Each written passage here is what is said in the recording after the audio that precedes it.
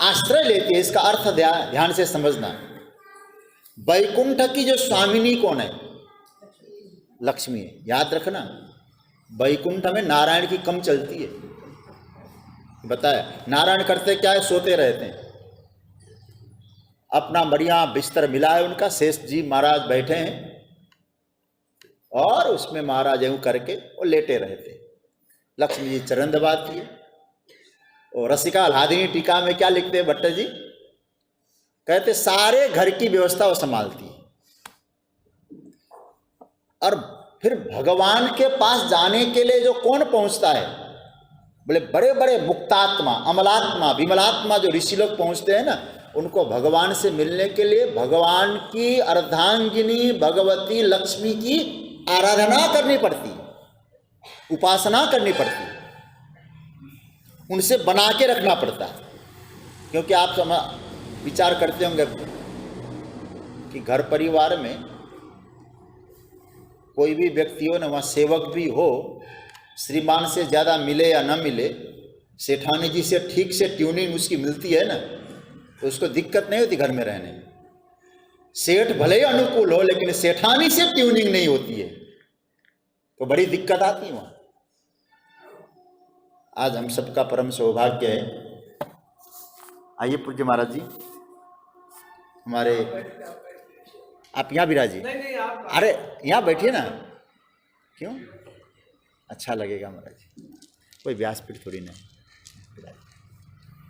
हमारे प्रातस्मरणीय, हमारे बहुत स्नेही पूज्यपाद स्वामी हंसानंद जी महाराज, हमारे स्वाध्याय परिवार के लोग भी आपका दर्शन करना चाहते हैं। महाराज जी हमारा एक परिवार है, वहाँ के लोग भी हैं। जी जी, तो आप अभी कथा थी ना महाराज जी? जी जी, अभी महाराज जी की कथा चल रही थी, तो हम लोग बोकारो की हनुमत चरित्र की कथा में, बोकारो में जब हमारा हनुमत चरित्र पे कथा का कार्यक्रम था, तो पूज्य महाराज श्री का भी सान्निध्य हमको प्राप्त हुआ था। संत, परम तपस्वी और विशुद्ध संत है पूज्य महाराज जी। तो हम लोग चिंतन कर रहे हैं गोपी गीत पर, और इसमें भी संतों का आगमन होता है, संतों की कृपा होती है, उसकी पूर्णता में किसी प्रकार का कोई प्रश्न चिन्ह तो लगता ही नहीं है। तो हम सब आपके चरणों में प्रणाम करते हैं, मेरी ओर से भी प्रणाम आपको। चर्चा चल रही थी कि घर में अपनी ट्यूनिंग ठीक करनी हो तो क्या करनी पड़ेगी? सेठानी जी से। और बात याद रखना, सेठ जी भले ही चाहें श्रीमान जी कोई अच्छा काम करना, जब तक सेठानी जी की सहमति न हो ना, बड़ा गड़बड़ हो जाता है भी, सही बात है। किंतु जब लक्ष्मी जी खुश हो गई, गृह लक्ष्मी, अब हालांकि एक बात कहना इतना समुचित कितना क्या होगा, हमारी ऋचा भाभी यदि नहीं चाहती, शायद एक कार्यक्रम, और कल शाम को हम लोग चर्चा कर रहे थे, तो आप हमसे कह रही थी कि देखो एक भाव होता है ना, मुझे बड़ा अच्छा लगा कल कि पूज्य पिताजी ने जो हमको बताया कि आपको हमारे यहाँ इस तरह से आना है और यहीं रुकना है, मतलब एक भाव आपका बड़ा अच्छा लगा, पवित्र भाव। तो आपका भी, आपका सहमत ना होता तो नहीं हो पाता। तो कहने का मतलब यह है, लक्ष्मी जी की उपासना करते मुक्तात्मा, अमलात्मा, विमलात्मा जो संत है वहाँ जाकर, और लक्ष्मी जी खुश हो जाती है तो नारायण के दर्शन उन सभी विमलात्मा महापुरुषों को मिल जाता है। तो यहाँ क्या हुआ? तो इसका अर्थ समझ में आया कि वैकुंठ की स्वामिनी लक्ष्मी है, लेकिन यहां क्या कहा जाता है? श्रयत इंदिरा। वहां तो भक्त लोग जाकर, भजन करने वाले, पुण्य कर्म करने वाले लोग जाकर लक्ष्मी जी का आश्रय लेते हैं, और ब्रज में लक्ष्मी जी आश्रय लेती है। श्रयत इंदिरा। देखो भाई, एक किसकी महिमा है? ये ब्रज के रज की महिमा है। इसलिए वैकुंठ से श्रेष्ठ है। लक्ष्मी जी आश्रय लेती है। एक हमारे एक संत तो कह रहे थे, ठाकुर जी वैकुंठ में उत्सव क्या मनाते होंगे, कौन सा उत्सव मनाते होंगे? न जन्मदिन का उत्सव उनका मनता होगा वहां, न मैरिज एनिवर्सरी का मनता होगा। और देखो यहाँ हर प्रकार का उत्सव तैयार है। और आप तो जानते होंगे ब्रज में सभी उत्सव तो है, लेकिन दो उत्सव विशेष होते हैं, दो तीन भी कह सकते हैं, कृष्ण जन्मोत्सव और ब्रज की होली और राधाष्टमी को भी हम कह सकते बरसाने में। और कभी कभी तो लगता है कर लो, अभी अवसर मिलता हो ना, होली का भी आनंद लो, नहीं तो ब्रज भी पूरा ही मॉडर्न होता जा रहा है। वहाँ जो कृत्रिमता दिखाई दे रही है अभी भी आप, लेकिन अभी है, अभी कुछ धीरे धीरे। अब 20 वर्ष पहले जो ब्रज की स्थिति थी, आज देखिए जरा क्या हुआ। बड़े बड़े होटल्स बन गए, जहां जाकर साधना करते थे पहले पूछते हैं महाराज जी अटैच मिलेगा, परमात्मा से अटैच होने जा रहे थे, वहां से तो डिटेच है, अटैच कोई और चाहिए हमको। इसलिए अभी है समय, तो उसका आनंद भी लेना चाहिए। तो कहने का अर्थ यह है, ब्रज में लक्ष्मी जी आश्रय लेती है। कैसे लेती है?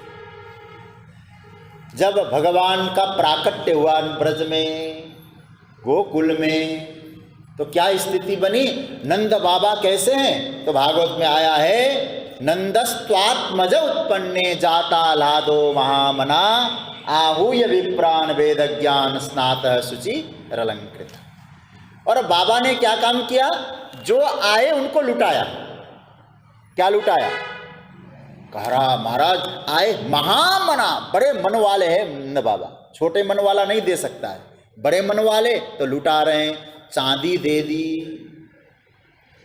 चांदी।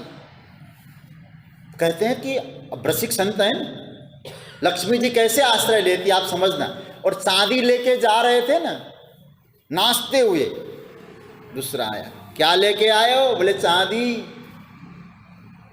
और नाचने लगा, हम तो चांदी में नाच रहे, तुम? अरे क्या चांदी, बाबा सोना लुटा रहे हैं, सोने की गिन्नी लुटा रहे हैं। और महाराज चांदी वाला सोचने लगा, जब सोना मिल रहा है तो चांदी की गिन्नी क्या करें? तो वहीं चांदी के जो है और सिक्के उक्के जो मिले थे छोड़ दिया, सोना लूटने चला।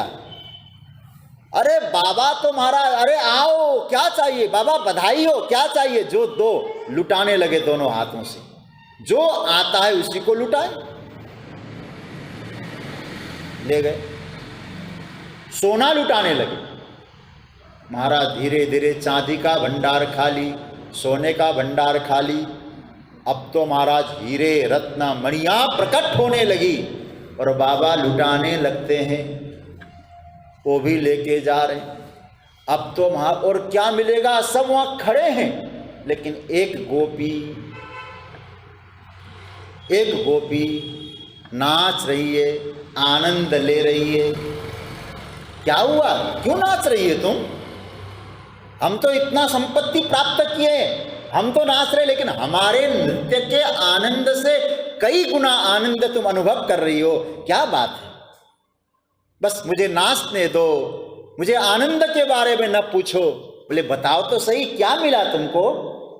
वो गोपी कहने लगी, तुम तो कोई वस्तु लेके नाच रहे हो, मुझे तो भीतर जाकर मैया से मैंने प्रार्थना की, मैया लाला का दर्शन करा दो एक बार, लाला का दर्शन करा। कहते हैं लाला के दर्शन के लिए मैं जैसे ही गई, और गोपी कह रही है कि मुझे सारी संपत्ति फीकी लगने लगी, मैंने सारी संपत्ति न्यौछावर कर दी। उस समय मुझे ऐसा लगा लक्ष्मी कह रही थी कि मैं लक्ष्मी स्वरूपा हूं, लेकिन मैंने लक्ष्मी की परवाह नहीं की, मैंने परमात्मा का साक्षात्कार करके नंद नंदन श्याम सुंदर का साक्षात्कार किया। तो उसका जो आनंद है मैं उसका वर्णन नहीं कर सकता। तो सबके मन में पश्चाताप होता है, हम कन्हैया को छोड़कर वस्तु लेके दौड़े। तो कहते हैं कि उन वस्तुओं को भी एकदम ब्रजभूमि में डाल दिया और कहते हैं वो वस्तुएं और कोई नहीं, साक्षात लक्ष्मी जी ही वस्तु के रूप में प्रकट हुई।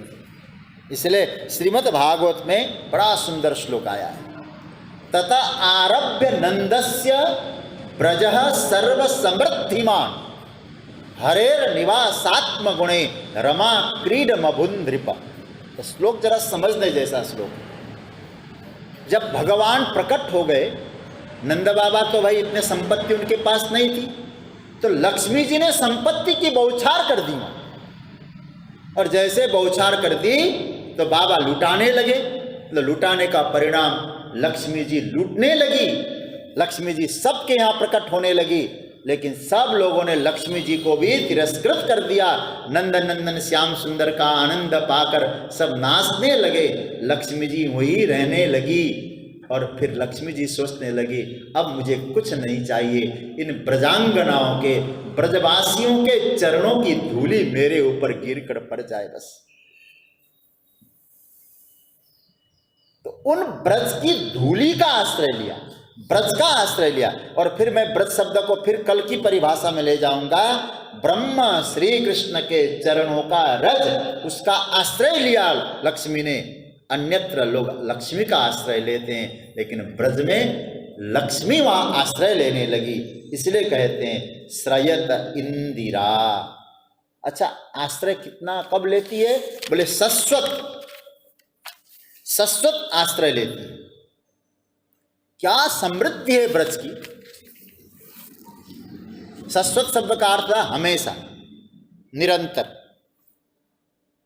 ब्रज की समृद्धि कैसी है? एक घटी हुई कथा आपको ऐतिहासिक कथा सुना देता हूं।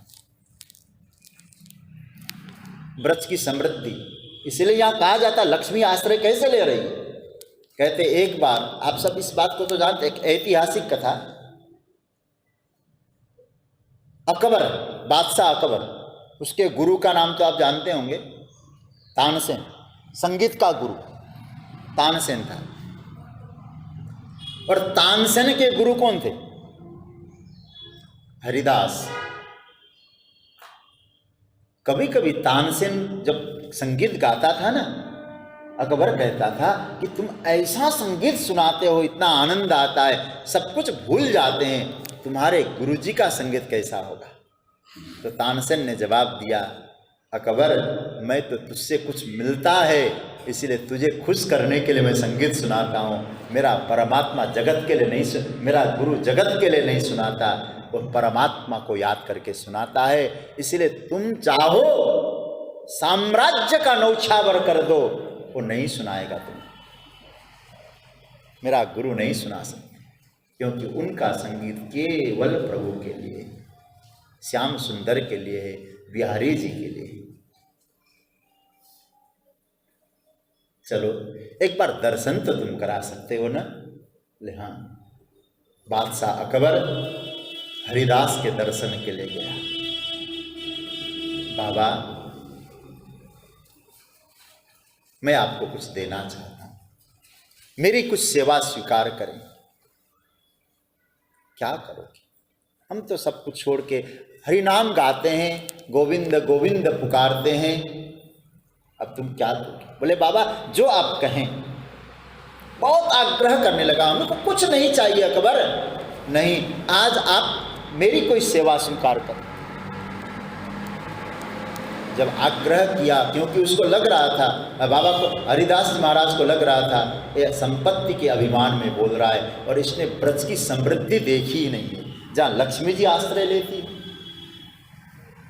और आपको बताएं, स्वामी हरिदास जी ने कहा, बादशाह अकबर, यमुना जी का जो घाट है ना, उस घाट में एक छोटी सी कोई पट्टी है ना, और सीढ़ियों में एक जगह कहीं टुकड़ा हो गया, ये फूट गया होगा, बस उसका थोड़ा रिपेयरिंग कर दो।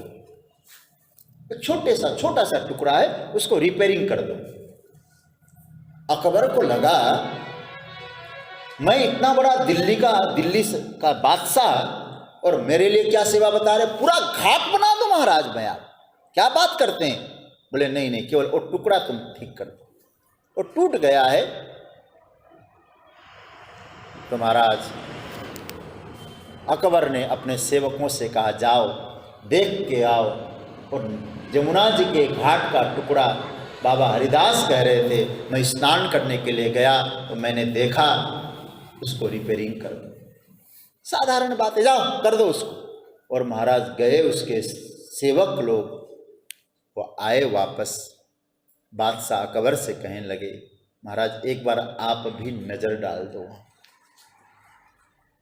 कहा कि इतनी छोटे से काम के लिए हमें क्यों? बोले नहीं आप नजर डाल, एस्टीमेट पता चल जाएगा कितना लगेगा क्या होगा। बोले इतने छोटे से काम के लिए क्या एस्टीमेट देखना। बोले आप जाइए, चलिए। और महाराज सेवकों के साथ जैसे अकबर गया वहाँ, बादशाह अकबर कहते हैं उस छोटे से टुकड़े को देखकर राजा अकबर दंग रह गया। बोले इसकी भरपाई करनी है? बोले क्या? तो देखता क्या है, वो सीढ़ी और कोई कुछ नहीं है, रत्नों से भरी हुई सीढ़ी है, और वो जो टुकड़ा है ना, उस टुकड़े में पूर्ति करना हो तो कहते अकबर की सारी संपूर्ण साम्राज्य बेच डाले वो पूर्ति नहीं कर सकता है। ऐसा हीरे क्या रत्नों से भरा हुआ था वो। तब कहा अकबर ने, समझ में आया, स्वामी हरिदास जी की भक्ति को देखा और कहा कि ब्रज में आज मालूम पड़ा, ब्रज में लक्ष्मी जी निवास करती है, और निवास ही नहीं करती है, लक्ष्मी जी आश्रय लेती है यहाँ आकर। इसलिए कहते हैं दिव्य रत्न भरे हैं। गोपियां कहती है हे गोविंद जयति तेधिकम जन्मना ब्रज श्रयत इंदिरा, श्रयत आश्रय थे, कब? शाश्वत, हमेशा आश्रय लेते हैं। अब क्या कहा, एक संबोधन, हे प्रियतम दयित, मैंने कल भी कहा था दयित, हे प्यारे। और दयित शब्द का प्रयोग कई बार आता है।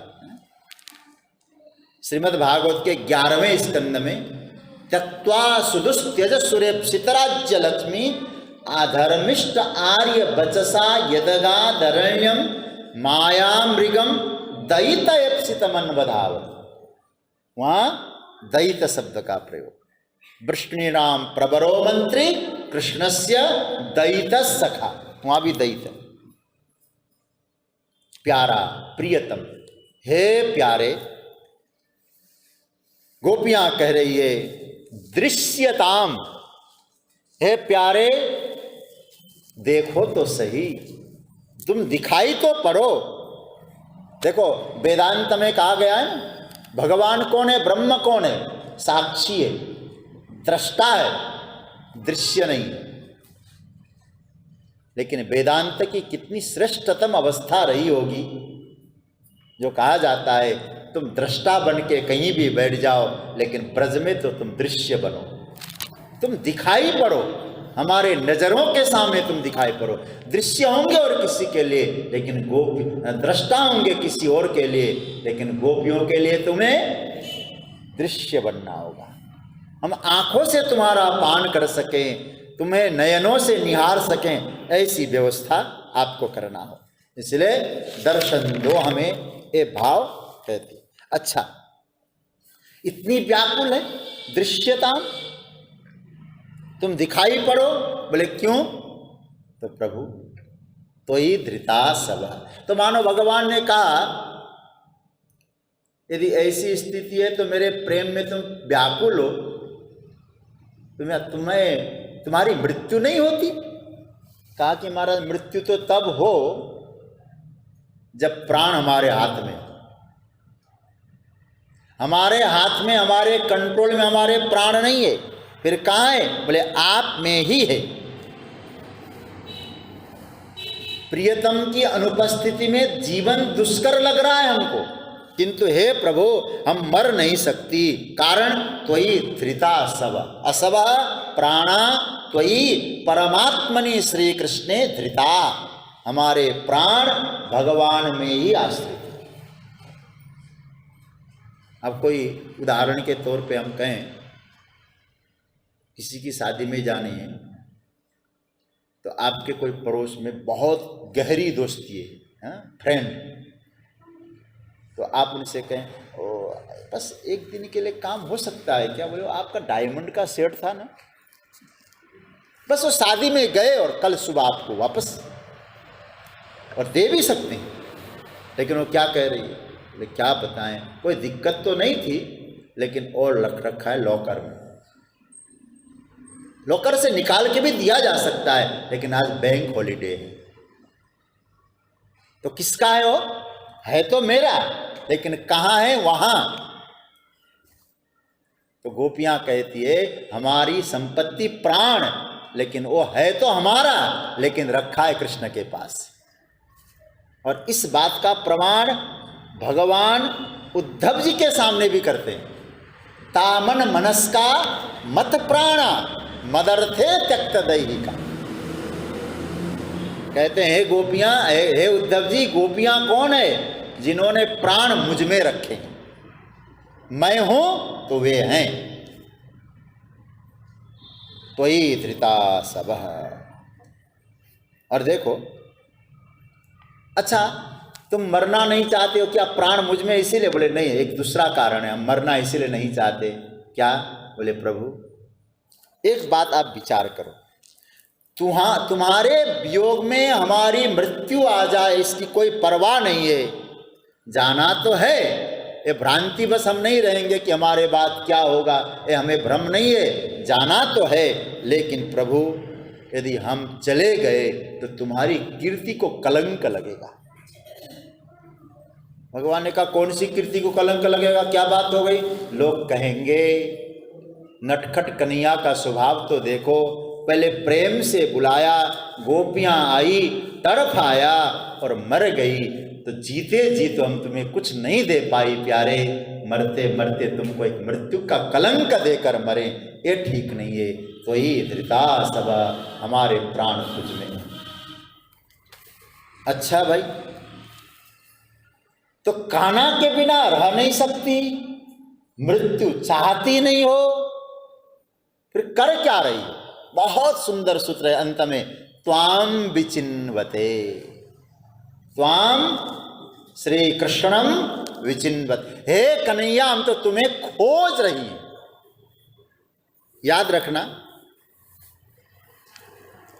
उसके बिना रह नहीं सकते, ठीक है, मरना भी नहीं है हमको, लेकिन तुमको हटाना भी। रिप्लेसमेंट वाली बात नहीं आती। बोले तुमने तड़पाया तो हम दूसरे को पकड़ लें, क्योंकि ये भक्ति का स्वरूप ही नहीं है। कन्हैया के बिना तड़पेंगे, रोएंगे, लेकिन चाहेंगे कन्हैया को ही, ये है भक्ति। फिर आपको कह दूं, भक्ति का तात्पर्य है कभी भी हम आश्रय त्याग न करें। जिसका हमने आश्रय लिया है उस आश्रय को त्याग कर दिया तो आपकी भक्ति भक्ति नहीं रहेगी। इसलिए क्या कहते हैं, हम तुम्हें खोज रही है, प्रेम नहीं है। आश्रय त्याग कर दिया तो प्रेम कैसे माना जाएगा? आश्रय अन्याश्रय नहीं होता है प्रेम। और एक बात सिद्धांत के रूप में समझ लेना, अन्याश्रयी व्यक्ति को भगवत आश्रय कभी मिलता ही नहीं, एक आश्रित होना। गोपियां कहती त्वाम विचिन्वते, हम तुम्हें खोज रही है। अच्छा भाई, खोजने का कारण क्या है? बोले तावका। तावका शब्द का अर्थ क्या है? बीच में तावका है, दीक्षु तावका। तावका अर्थ है हम तुम्हारी हैं। तो क्या कहना चाह रही गोपियां? तुम्हारी हैं, और खोज किसको रहे हैं? तुम्ही को खोज रहे हैं। तुम्हारी होकर हम तुम्हें खोजें, जो तुम्हारा नहीं है ना तुमको खोजे, तुम उनको न मिलो चलेगा, लेकिन तुम्हारे भी बने और तुमको भी खोजें फिर भी तुम न मिलो, ये तो ठीक नहीं है। तुम मिल जाओ। ध्यान देना, खोज रही है। इसका अर्थ क्या है? इसका अर्थ है गोपियां सक्रिय है। खोजने का मतलब सक्रियता। तो भक्ति निष्काम भले ही हो, भक्ति कभी निष्क्रिय नहीं हो सकती। और आजकल तो मत पूछिए, निष्काम शब्दों को भी लोगों ने बिगाड़ दिया है। आज एक नई परिभाषा आपको दे रहे हैं। निष्काम शब्द का अर्थ होता है क्या? कुछ भी न चाहे वो निष्काम। कई बार ऐसा होता है, कुछ भी न चाहे वो निष्काम नहीं है। गोपियां निष्काम भक्ता है, निष्काम प्रेमियां है गोपियां। लेकिन एक बात बताओ, निष्काम शब्द का अर्थ है परमात्मा को छोड़कर कुछ भी न चाहे वो निष्काम है। क्योंकि आपका मन जब तक है ना, आप अमना तो हो नहीं सकते। मन तो रहेगा और मन कुछ न कुछ तो चाहेगा। तो फिर क्या करें? भगवान को छोड़ के कुछ न चाहें वो निष्काम। तो गोपियां क्या कह रही है? हम तुम्ही को खोज रहे हैं।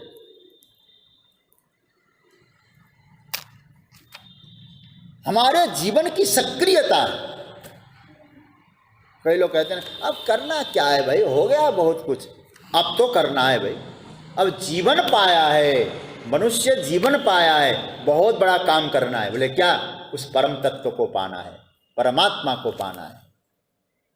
गोपियां कहती है प्रभु जीवन का ध्येय ही आपको पाना है, लेकिन ध्येय ही नहीं मिल रहा है, हम व्याकुल हो रही हैं। इसलिए हम आपकी हैं और आपकी होकर आपको खोज रहे हैं।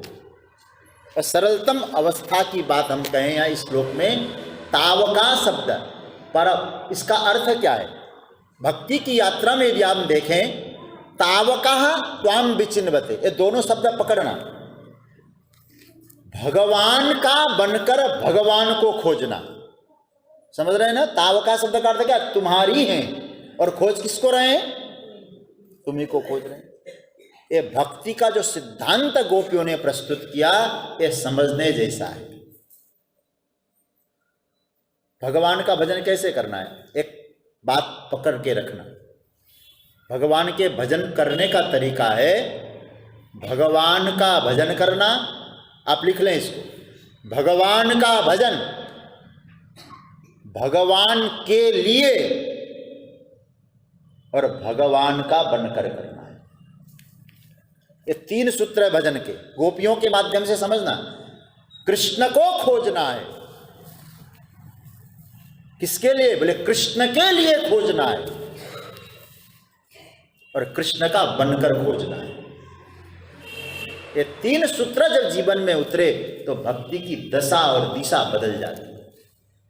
तो भगवान का भजन करें, भगवान के लिए करें और भगवान का बनकर करें। गोपियां कह रही है हम तुमको खोज रही है, और गोपियां हम सबको एक प्रेरणा दे रही है।